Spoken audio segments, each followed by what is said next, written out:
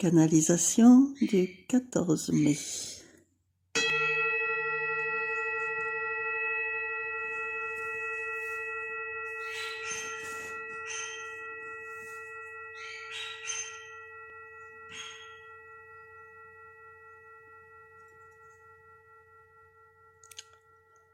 Nous nous posons tranquillement. Notre respiration s'apaise, ralentit. Notre souffle s'équilibre à l'inspiration, à l'expiration. Ce souffle qui véhicule en nous l'énergie de l'espace.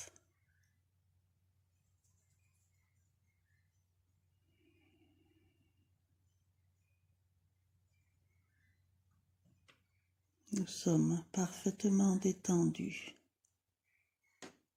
réceptifs à la lumière.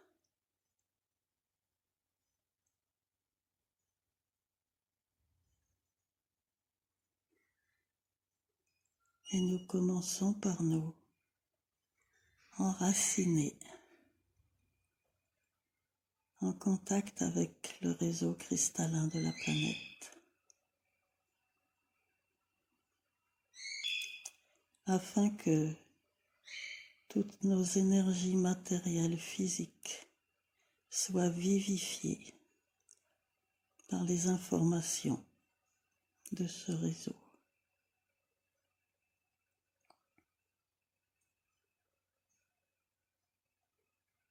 Sans plus avoir besoin d'y penser, automatiquement, par habitude, nous recevons les énergies, la lumière, les informations de tout ce qui circule dans les minéraux de la planète, par nos pieds. Et cette lumière monte en nous jusque dans notre cœur.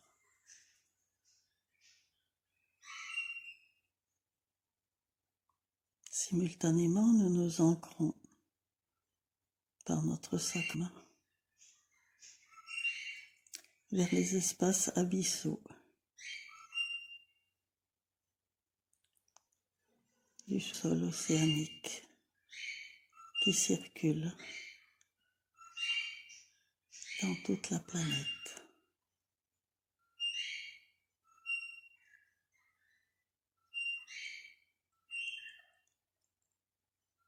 Par notre troisième œil frontal, nous nous connectons aux espaces des bulles mentales extra-atmosphériques.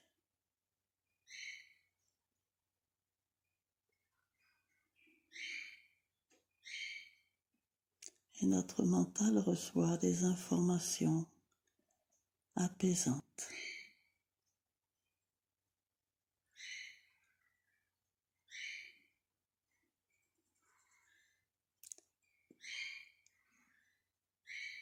Ces informations ont tendance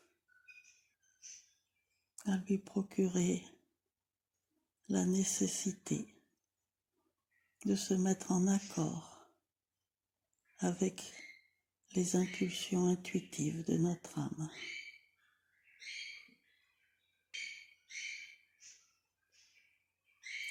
Lui propose d'être au service de ses intuitions plutôt que de chercher à diriger nos décisions.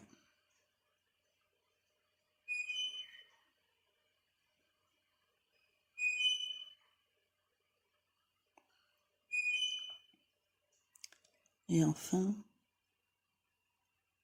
nous ouvrons notre couronne et notre 11e fleur à transmettre les énergies cosmiques, stellaires, à tout notre corps et en particulier à notre cœur. cette quadruple connexion nous harmonise, nous équilibre, nous pacifie.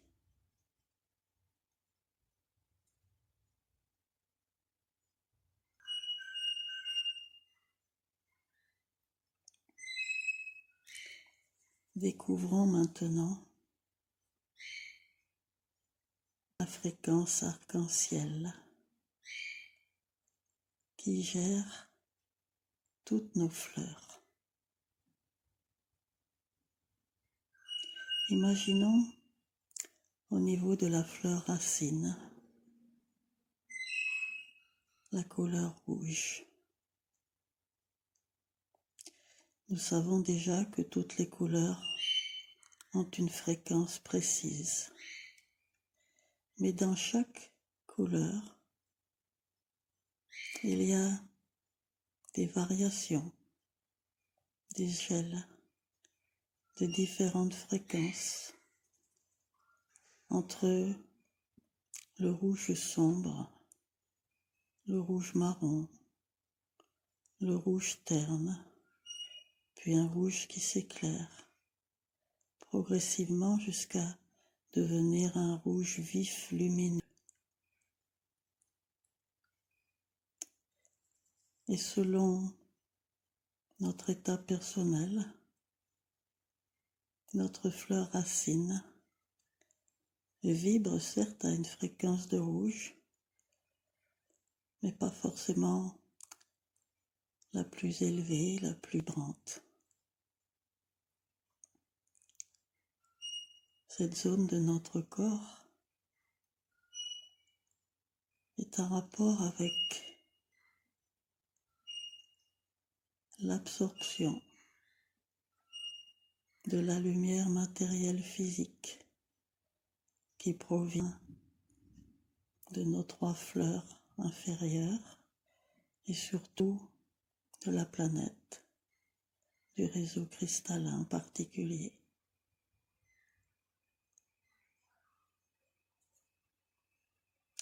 C'est la zone de créativité de notre énergie physique.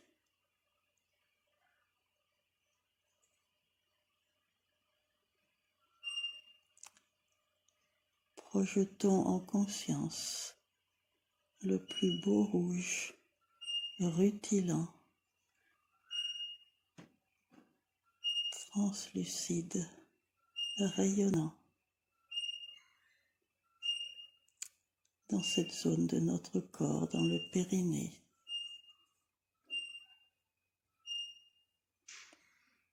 Et voyons ce rouge rayonnant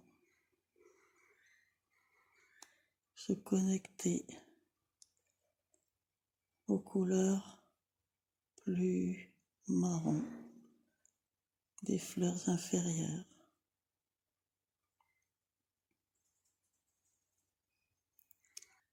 Et à l'orange de la fleur sacrée. Soyons maintenant en conscience dans cette fleur sacrée et visualisons de la manière l'orange le plus pur, le plus chaud, le plus rayonnant. Dans cette zone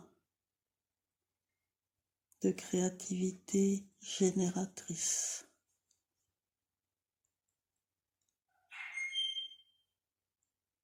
La zone où nous sommes des géniteurs, non seulement de nos enfants physiques,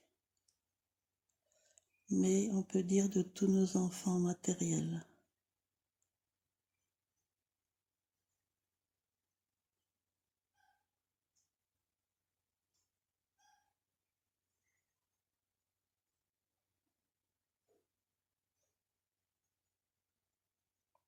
Laissons toute l'énergie de la planète apporter une plus grande vibration, une plus grande luminosité à la fleur racine et à la fleur sacrée.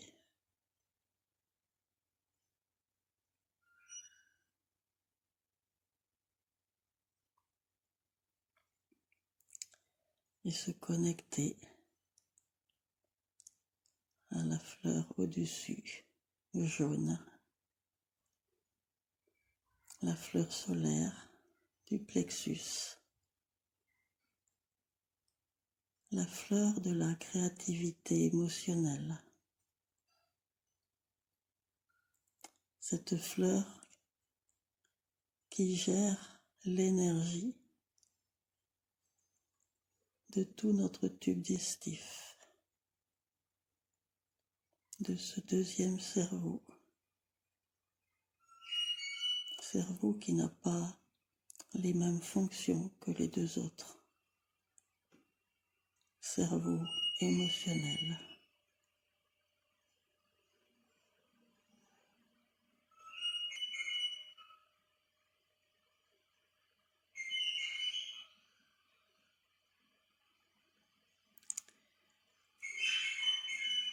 Cette fleur solaire a la possibilité d'une créativité dans le monde astral, à savoir que toute notre imagination peut créer absolument, sous forme de réalité apparente, tout ce que nous désirons, tout ce que nous imaginons.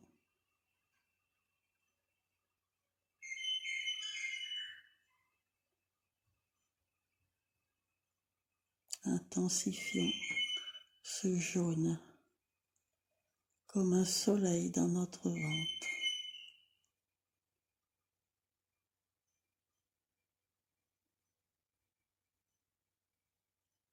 Un jaune pur, chaleureux, rayonnant.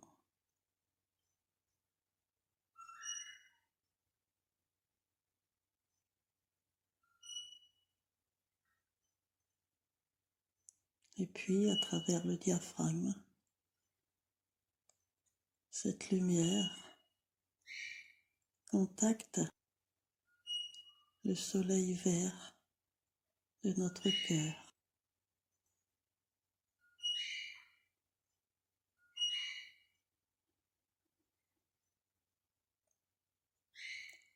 Zone de créativité et d'amour envers tous les autres êtres vivants.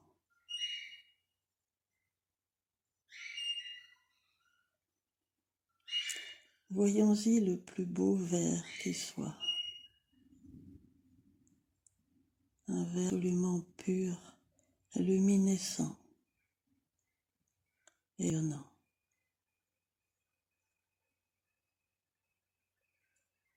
Qui se propage vers le réseau qui nous unit à toute l'humanité en particulier.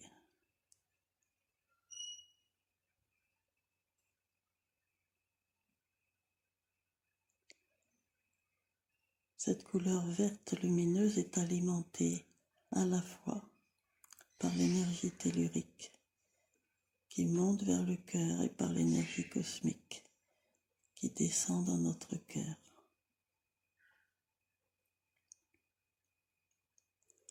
Le bleu de la gorge descend dans le cœur, le jaune du plexus monte vers le cœur et crée le vert. Un vert parfait, un vert vibrant d'altruisme.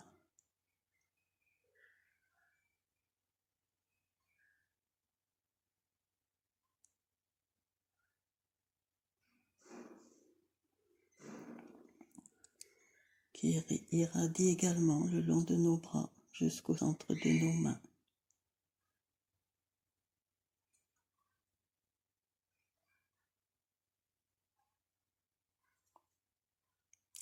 Et ce bleu magnifique de la fleur de la gorge, un bleu électrique,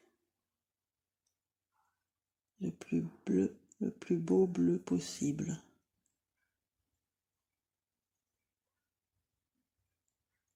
zone de la créativité, de la communication, par la parole ou l'écriture, et même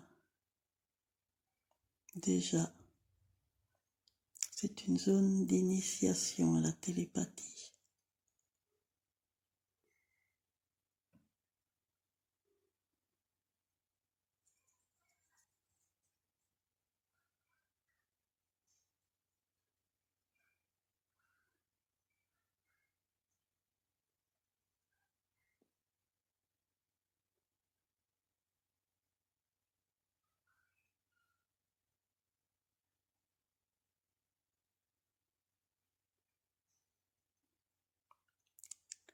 Et ce bleu va venir s'unir, fusionner dans le troisième œil avec le violet de la couronne pour créer le plus bel indigo qui soit. Même si c'est un bleu foncé violacé, c'est extrêmement lumineux. Nous choisissons de projeter l'indigo le plus vibrant possible, le plus rayonnant. Celui qui amène la créativité de toute l'intuition.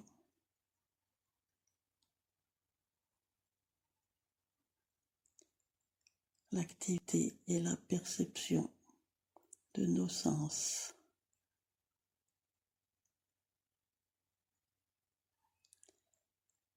La communication entre l'humanité et le divin.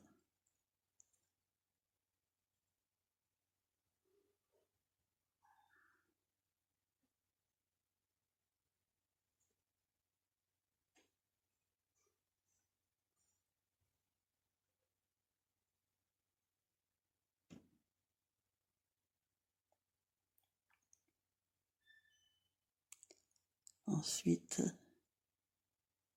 nous projetons un somptueux violet magnifique sur notre couronne, juste sur le sommet de notre tête. L'indigo et le violet fusionnent et activent notre glande pinéale. Et le violet jaillit comme un geyser au-dessus de notre tête.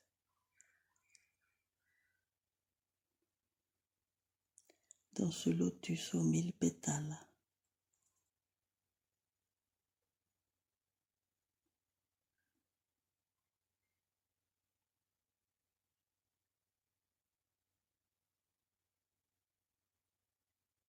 Et cela se poursuit bien sûr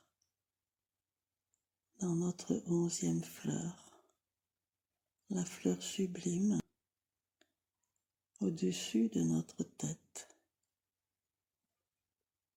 qui émet une lumière blanche argentée intense.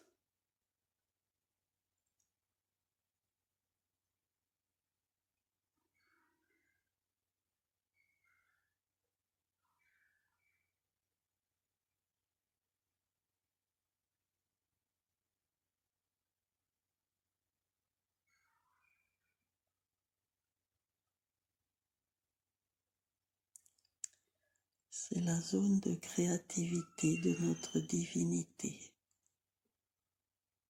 notre reliance à la source.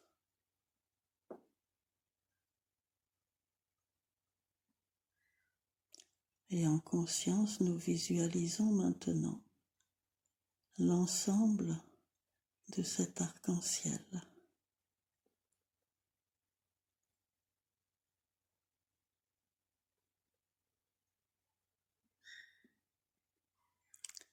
Qui reçoit la grâce de la source par la 12e fleur que nous imaginons d'un blanc doré sublime qui alimente en énergie tous nos corps, tous nos circuits, les milliards de consciences de notre corps physique,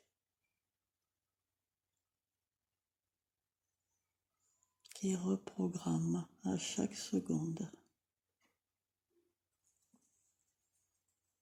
notre ADN, nos cellules, nos tissus,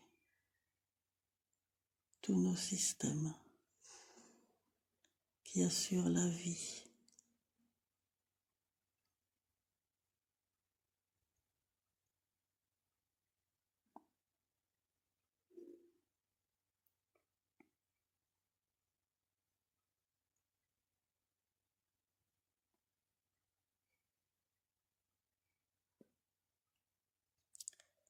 Nous nous voyons enfin comme un magnifique diamant taillé à facettes, absolument transparent, et comme un prisme qui reflète cet ciel avec toutes les fréquences les plus élevées que cela représente.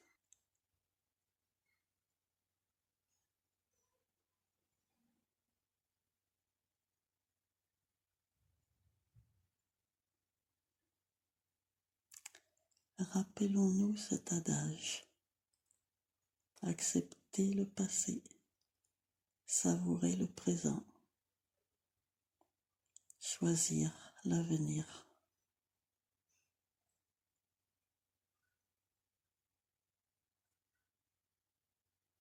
Pour dire avec justesse et efficacité l'avenir que nous avons décidé et qu'à chaque instant nous décidons de programmer. Nous avons besoin d'accepter pleinement ce passé et de considérer tous les événements,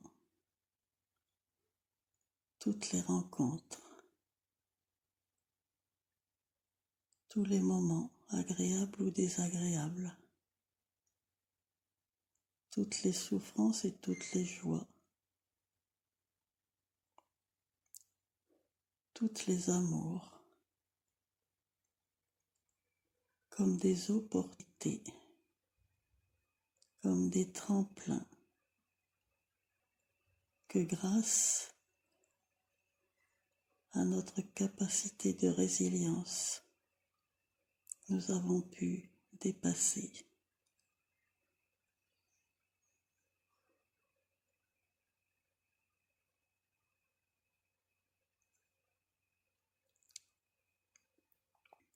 Que nous reste-t-il comme valise, comme boulet, comme frein, comme barrage?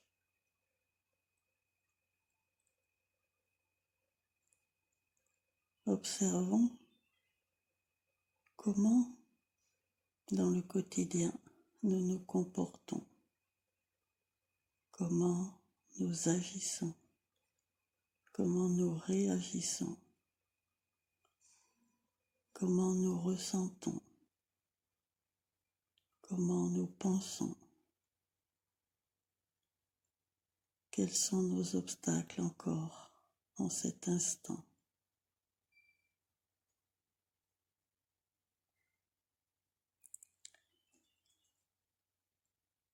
Si nous avons des comportements qui nous paraissent inadéquats, que nous aimerions changer mais que nous ne parvenons pas à changer, nous pouvons nous dire que des événements du passé, de notre passé personnel, de notre passé familial, des dogmes que nous avons reçus et enfoui en nous.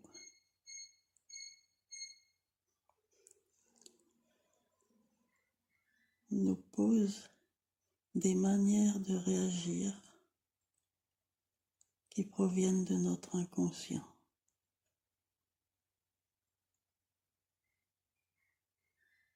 Nous n'avons pas besoin de déterrer les racines de ces comportements inadéquats.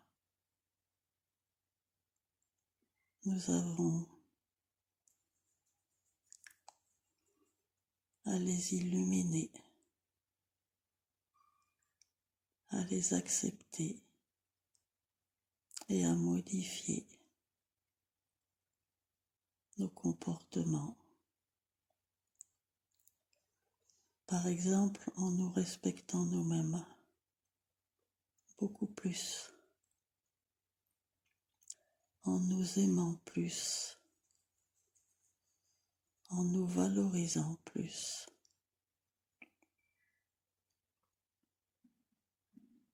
Est-ce que nous avons le sentiment que nous sommes une étoile qui mérite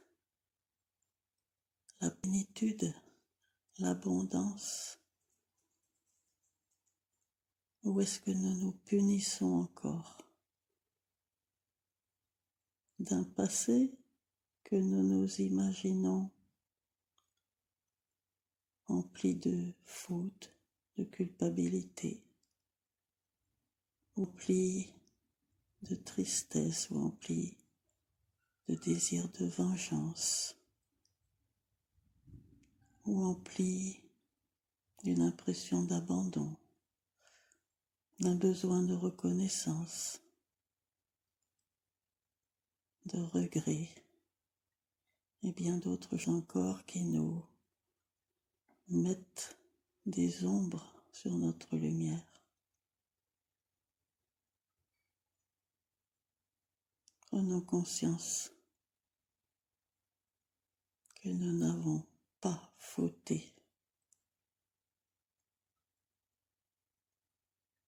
Prenons conscience que nous avons agi en pensant bien faire, même si les résultats ont été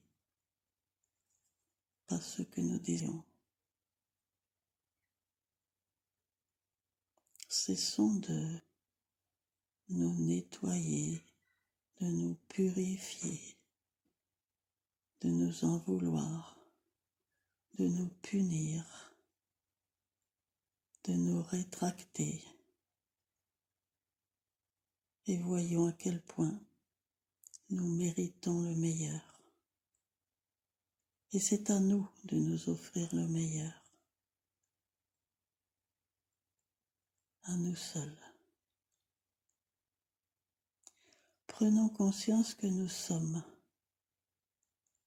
l'unique créateur de notre vie à partir de l'instant où nous sommes vraiment adultes, en indépendance affective. C'est à nous-mêmes de nous reconnaître. C'est à nous-mêmes de nous apprécier. C'est à nous de rayonner la confiance en nous-mêmes. C'est à nous de rayonner notre sagesse, notre harmonie, notre bien-être, notre paix intérieure.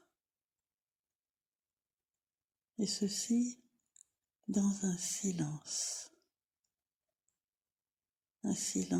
apparent qui fourmille de milliers de petites étincelles d'amour.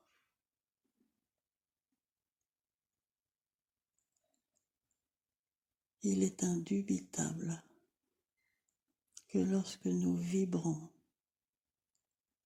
dans cette confiance, dans cette joie, dans cette sérénité, dans cette estime, dans cette liberté, il est indubitable que nous ne pouvons attirer que des événements et des personnes en adéquation avec la fréquence que nous émettons.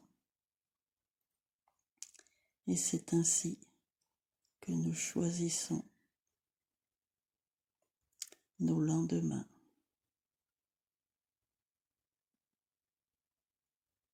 Grâce au lâcher-prise, grâce à l'acceptation, grâce au sourire intérieur, avec toute la gratitude que nous pouvons ressentir lorsque nous sommes vraiment conscients de ce que représente être une étoile dans notre galaxie.